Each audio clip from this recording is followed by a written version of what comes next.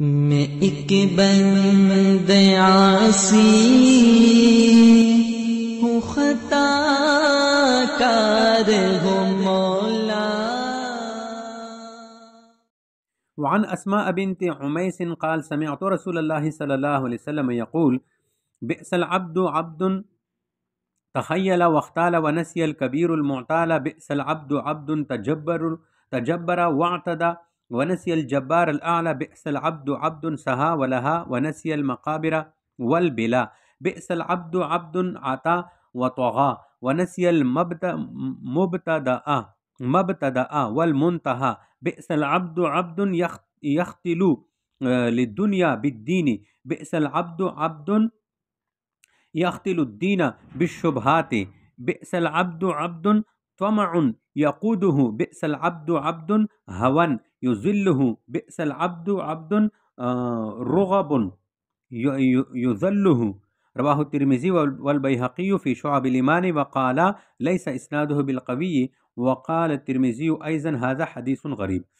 حضرت اسماء بنت عمیس کہتی ہے کہ میں نے رسول کریم صلی اللہ علیہ وسلم کو یہ فرماتی ہوئی سنا، برا بندہ وہ بندہ جس نے اپنے آپ کو دوسروں سے بہتر جانا اور تکبر کیا اور اللہ تعالی اور خداوند بزرگ اور برتر کو بھول گیا، یعنی اللہ تعالیٰ کو بھول گیا۔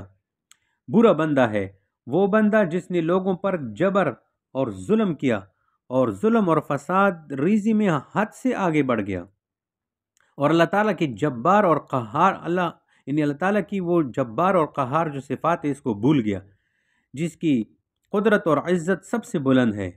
برا بندہ ہے وہ بندہ جو دین کے کاموں کو بھول گیا اور دنیا داری میں مشغول رہا، اس نے مقبروں کو اور خاک میں مل جانے والے جسم کی بوسیدگی کو فراموش کر دیا۔ برا بندہ ہے وہ بندہ جس نے فتنہ اور فساد برپا کیا اور حد سے متجاوز ہو گیا اور اپنی ابتدا اور انتہا کو بھول گیا۔ برا بندہ ہے وہ بندہ جو دین کے ذریعے دنیا حاصل کرے۔ برا بندہ ہے وہ بندہ جو دین کو شبہات کے ذریعے سے دھوکہ دیتا ہے۔ برا بندہ ہے وہ بندہ جس نے مخلوق سے طمع اور امید قائم کی اور حرص اور طمع اس کو دنیا داروں کے دروازے پر کھینچ کر بھرتی ہے، یعنی کھینچ کر لاتی ہے اور جدھر چاہتی ہے لے جاتی ہے، حرص طمع۔ اور برا بندہ ہے وہ بندہ جس کو دنیا کی طرف اس کی رغبت اور خواہش، حصولی دنیا کے حرص اور کثرت مال اور جا کے ہوش ذلیل اور خوار کرتی ہے اور اس کی دین کو ابروریزی کرتی ہے۔ تو اس حدیث میں بدترین آدمی کی علامات بیان کی گئی ہیں۔ وعن عطیہ بن عروۃ السعدی قال قال رسول اللہ صلی اللہ علیہ وسلم ان الغضب من الشیطان وان الشیطان خلق من النار وانما يطفأ النار بالماء فاذا غضب احدكم فليتوضأ، رواہ ابو داود۔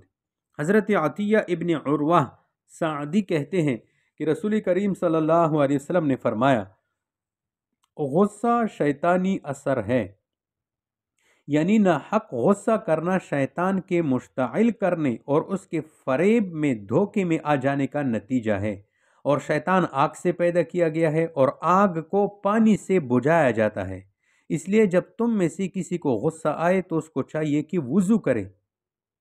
تو ٹھنڈا پانی استعمال کرنے سے غصہ ٹھنڈا ہو جاتا ہے، کیونکہ غضب جو ہے یہ خون کی گرمائش کا اثر ہے، لہٰذا پانی کی پینے یا سر پر ڈالنے یا دیگر استعمال کی یہی خاصیت ہے۔ لیکن اسلام کی نظر میں ٹھنڈک حاصل کرنے کی بہترین صورت یہ ہے کہ آدمی وضو بنائے اور پھر 2 رکعت نفل پڑھے۔ تو غصے کے علاج میں سب سے عمدہ طریقہ ایک یہ ہے، اور دوسرا جو ہے وہ اعوذ باللہ کا پڑھ لینا بھی ہے۔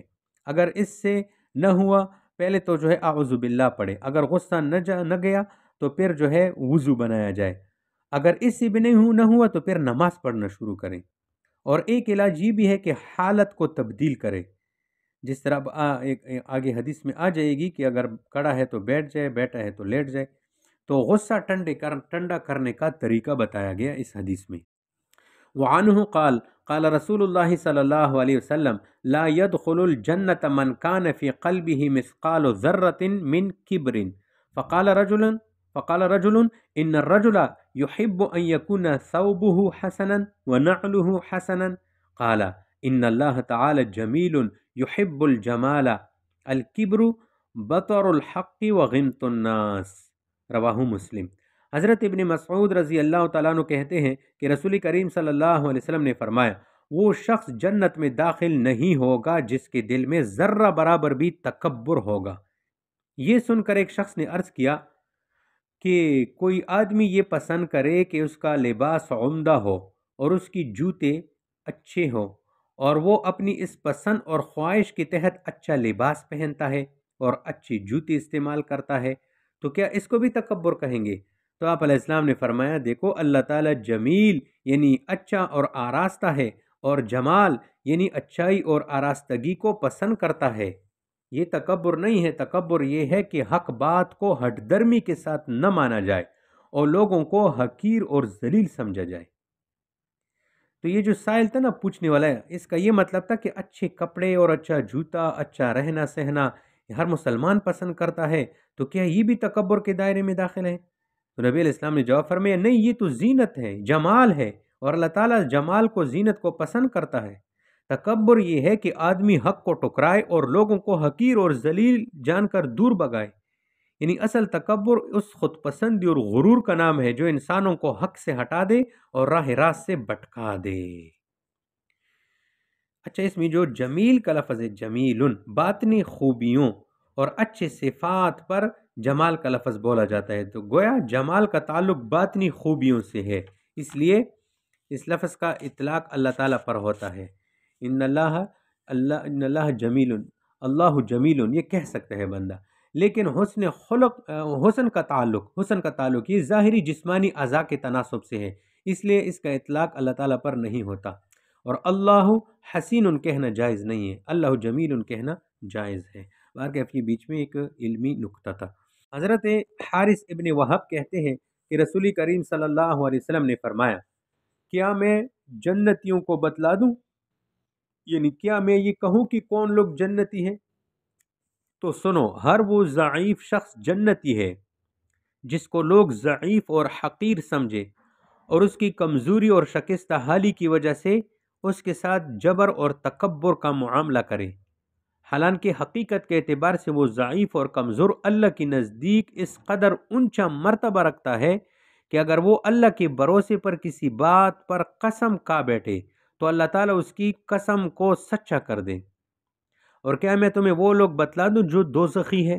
تو سنو، ہر وہ شخص جو جھوٹی اور لغو باتوں پر سخت گوئی کرنے والا جھگڑالو ہو، مال جمع کرنے والا بخیل ہو اور تکبر کرنے والا ہو۔ اور مسلم شریف کی ایک روایت میں یہ الفاظ ہے کہ ہر وہ شخص جو مال جمع کرنے والا حرام زادہ اور تکبر کرنے والا ہو۔ تو اس حدیث میں جنتی اور دوزخی لوگوں کی علامت بتائی گئی۔ ضعیف تو کمزور کا کہتے ہیں، لیکن متضعف اس کو کہا جاتا ہے جو خود کمزور نہ ہو لیکن لوگ اس کو حقیر اور کمزور سمجھتے ہو۔ مطلب یہ کہ جو کمزور اور گمنام ہو، نہ گمنڈ کرنے والا ہو نہ تکبر کرنے والا، یہ جنتی ہے۔ تو ہمیں بھی جنتی لوگوں کی جو صفات ہے وہ اپنانی چاہیے، اور جہنمی آدمی والی جو چیزیں ہیں ان سے اپنے آپ کو بچانا چاہیے۔ وعنہ قال قال رسول اللہ صلی اللہ علیہ وسلم لیس الشدید بالسرعۃ انما الشدید الذی یملک نفسہ عند الغضب، متفق علیہ۔ حضرت ابو ہریرہ رضی اللہ تعالیٰ عنہ کہتے ہیں کہ رسول کریم صلی اللہ علیہ وسلم نے فرمایا طاقتور اور پہلوان وہ شخص نہیں جو لوگوں کو گرائیں، لوگوں کو بچاڑے، بلکہ طاقتور اور پہلوان وہ شخص ہے جو غصے کے وقت اپنے آپ کو قابو میں رکھے۔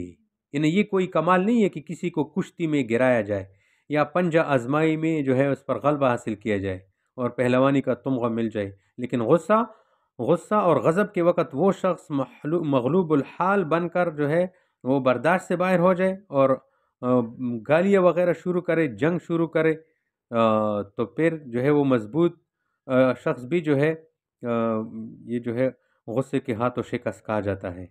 اس لیے غصے کو قابو کرنے والا اصل پہلوان ہے۔ اگر یہ پہلوان نے غصہ قابو نہیں کیا تو اس نے غصے سے شکست کھا لیا، تو یہ کوئی پہلوان نہیں رہا۔ تو اس حدیث میں ظاہری قوت کے بجائے باطنی قوت کو اصل قرار دیا گیا، اور دنیاوی قوت کے بجائے دین کی قوت کو اصل قرار دیا۔ ان اللہ وملائکته